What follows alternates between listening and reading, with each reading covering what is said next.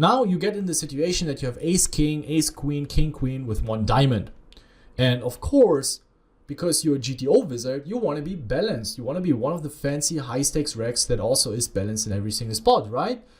No, not really. That's bullshit, because we basically rely on our opponent having the ability to recognize the average hand strength he's going to have in this spot and being able to lay down trips.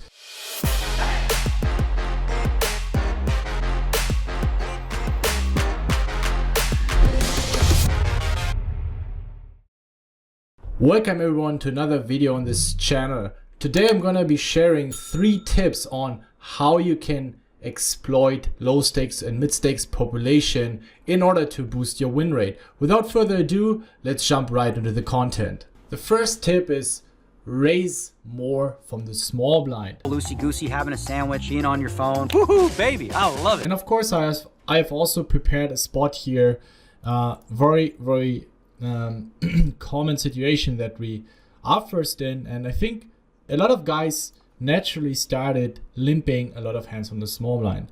Why do I think it's more appropriate to raise more from the small blind?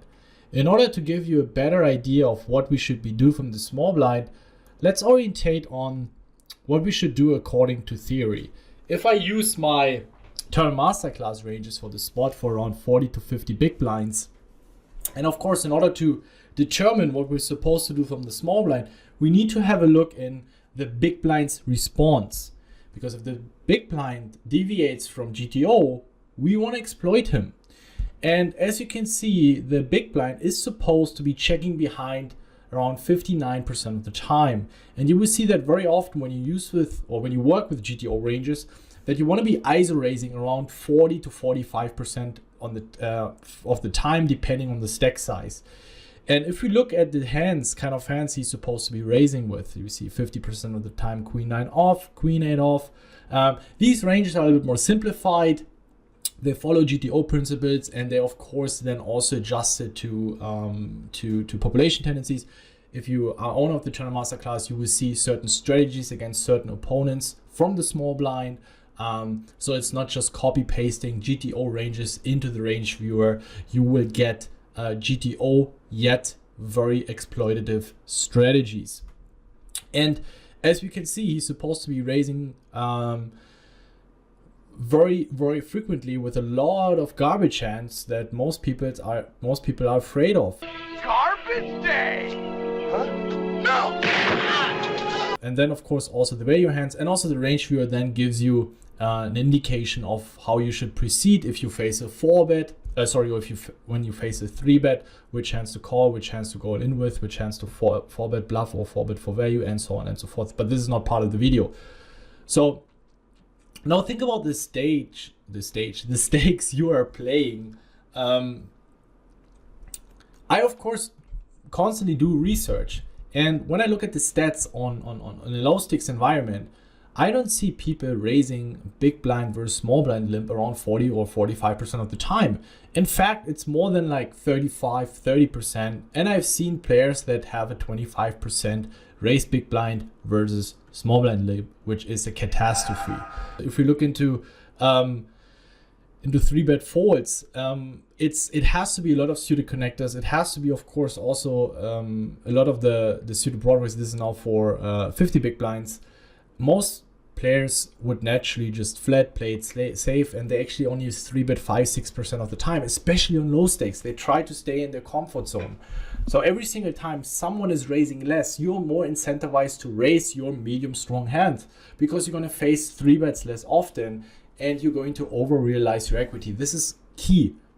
And then you take it from there. But I promise you, if you're going to be raising more from the small blind instead of following this limping disease that everyone is trying to teach you and to put into your head, and which actually doesn't really make sense in a lot of player pools, then your win rate from the small blind will increase heavily. I have to be a little more careful in a high stakes environment. People share reads, or they might take more notes and they might figure out earlier what I'm up to. But you in a low stakes environment or mid stakes environment in huge player pools, don't be afraid of it. Play very exploitative from the small blind. Raise your good hands, every Broadway, every ace. any pocket pair, the strong suited connectors, and limp everything else works really well against most opponents, and especially in a live setting where people don't really have the understanding of GTO at all, and they're way too passive in these spots. My next tip: don't bluff when your opponent has a rather strong absolute hand strength. So when you get to the river, and on average your opponent is going to have a lot of two pairs, a lot of trips, a lot of flushes, a lot of boats and straights, don't bluff. I prepared an example where we have the typical board, something like 6, 6, 7 in diamonds, and we c-bet and we face a raise. In this instance he didn't raise, and we have hands like ace king with 1 diamond or ace queen with 1 diamond, and of course we have to call once, and on a certain run out we, of course, according to GTO, we're supposed to bluff some hands. But I want to encourage you to think about a little bit what you would be doing in those kind of spots. If you're the out of position player, you raise the flop, the board kind of develops ugly for a lot of your stronger hands from the flop, and you still somehow attach to your trips. I had trips. And I'm going to teach you how you can take advantage of this emotional attachment to your hand strength, or to your opponent's, or your opponent's emotional attachment to his hand strength, and how you can exploit that. So let's have a look into some pyro stuff, and we're gonna start with the c-betting range. We raise this range from under the gun, take a screenshot if needed. Our opponent is calling something like this, sometimes 3-betting suited connectors, maybe some suited aces, suited kings, but it's not going to make such a big difference. As we can see, we don't want to be c-betting everything. We don't have a lot of 6x. We actually want to do a bunch of checking on this board, and also we don't really want to bet big at all, because our opponent has a lot of very, very strong hands here, a lot of 6x. And our opponent is supposed to be raising close to 30%. He can just go completely bananas. He has an equity disadvantage. That means he has a lot of very trashy hands, but as you can see, his nutted hands are way more than ours. You can see the green ones, basically just the overpairs, and they barely reach 80%, whereas the out of position player has a bunch of 80 plus and even close to 90% equity, and a lot of 60% plus equity hands. So in terms of nuttedness, out of position has a clear advantage. That's why we want to be so careful. And by using just a small sizing, we attack these auto folds here, the jack 3 in hearts, or king deuce off, these kind of hands we're just trying to fold out. So now let's assume we c-bet and we face a raise. We c-bet 2 big blinds into a pot of 7 big blinds, and he raises to 7 big blinds. As you can see, ace queen here with backdoor flush draw, ace king, ace jack off with backdoor flush. We are still ahead against some hands. He might be protection raise with 7s or 5s. He might be raising an 8. He might be raising a draw. So with our 2 overcards, we're still good enough to make the call with close to more than 40% equity. So we call, and let's assume the turn is the 10 in diamonds. So we bet small, and the river is the jack in hearts. So our opponent checks again. That check raised on the flop. Don't forget, he check raised the flop, then checks the turn, check calls the turn. And now, because he might have a weak 6 that he's afraid of the flush, makes a lot of sense to also check sometimes here. Now you get in the situation that you have ace king, ace queen, king queen with 1 diamond. And of course, because you're a GTO wizard, you want to be balanced. You want to be one of the fancy high stakes recs that also is balanced in every single spot, right? No, not really. That's bullshit, because we basically rely on our opponent having the ability to recognize the average hand strength he's going to have in this spot and being able to lay down trips. As we can see now, we want to be shoving, according to theory, ace queen, queen in diamonds. We want to be shoving king queen with king in diamonds. And we can even compare the EVs of how profitable shoving compared to checking. And as you can see, yes, ace queen with the ace in diamonds would be quite profitable. Shoving ace queen with the queen in diamonds is essentially break even, but only under the premise that our opponent, as you can see, is folding 100% of the time king 6, queen 6, even sometimes folding ace 6. He's only calling jack 6 and 10 6. He's even sometimes folding a straight with 9-7 suited with a very low frequency. And again here, even king 6, queen 6 are folding as well. So now question to you. do you want to be bluffing in a situation where your opponent is essentially supposed to be folding all trips? You want to risk your tournament life where you make, as we've seen, I think 2 big blinds or 2 chips on average, assuming our opponent has to fold trips all the time? No. So in these big pots, when opponents have trips and better, and he has to be aware of the fact that the trips are bottom of his range and he's supposed to fold a lot of them, it's simply a bad spot to bluff. So stay away from it and don't be afraid. But Ben, I'm going to be unbalanced here. That's great. That's where you make the money. And if you compare the EVs of, let's say, shoving your ace, jack, and diamonds, you see you generate 40 chips. If you bluff with ace, queen off, even though if you have the ace and diamonds, you make 2.5 chips. So you have to understand your win rate in poker does not come from making super fancy bluffs or super fancy balanced GTO bluffs. That's absolute bullshit. Yes, we need PyroSolver, we need the strategy to see what makes sense and then make the exploits in whatever population pool or whatever pool we are playing. So please keep that in mind. Don't try to be fancy. When you kind of have the feeling, wow, opponent's range is pretty strong here, stay away from bluffing, will save you a lot of money. Let's move on to my last tip, which is c-bet every board that is very favorable for your range, but also apply big sizings. A very common situation where we open raise from a middle position or early position, and the board comes very favorable for our range, ace, queen, 9. And we're going to look into a couple of post-flop simulations with PyroSolver.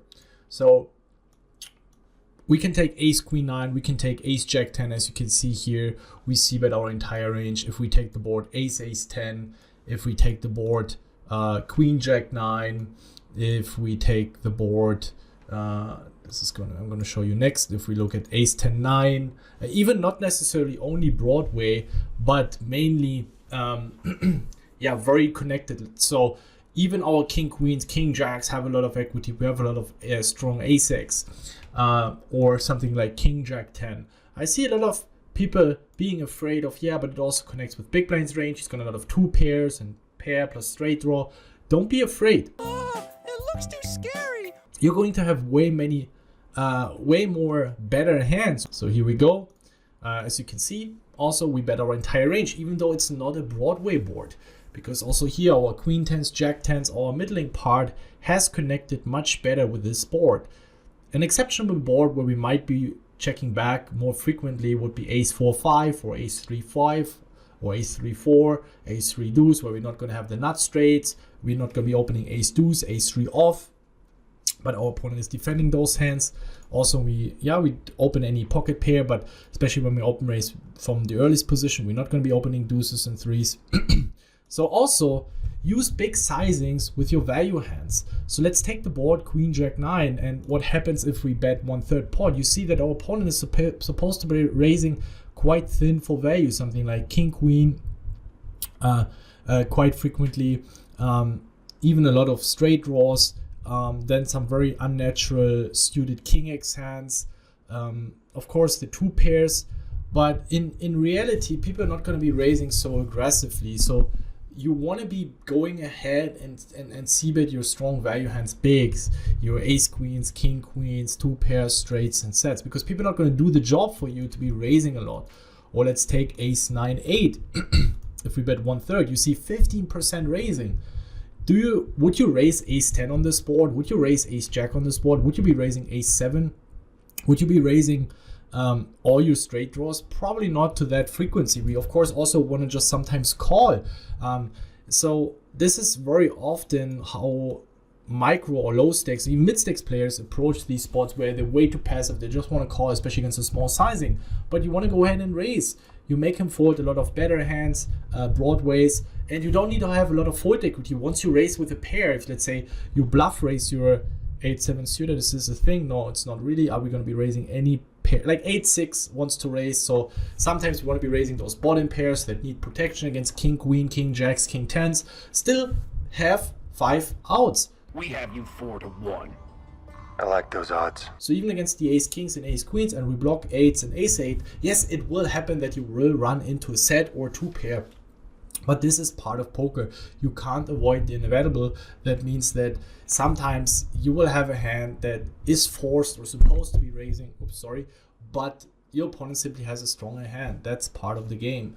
And if we look into the EV of, let's say, raising with 8-6 off, you see it's fairly marginal. You make on average 1 chip. If we raise Jack 10 suited, we make on average 4 chips in a pot of 9 chips. Ace Jack makes around 9 chips. So even those hands are clear value raises. And so bottom line, if people are not going to be raising so thin for value, it's your responsibility to go ahead, bet big for value. And also, even though this might be a board where you have a lot of hands like King, Queen, King, Jack, you don't really know what to do with them. As you can see, you want to go ahead and bet. It's always a profitable bet, even though our big blind, or in this case the villain, is supposed to play very aggressively from the big blind.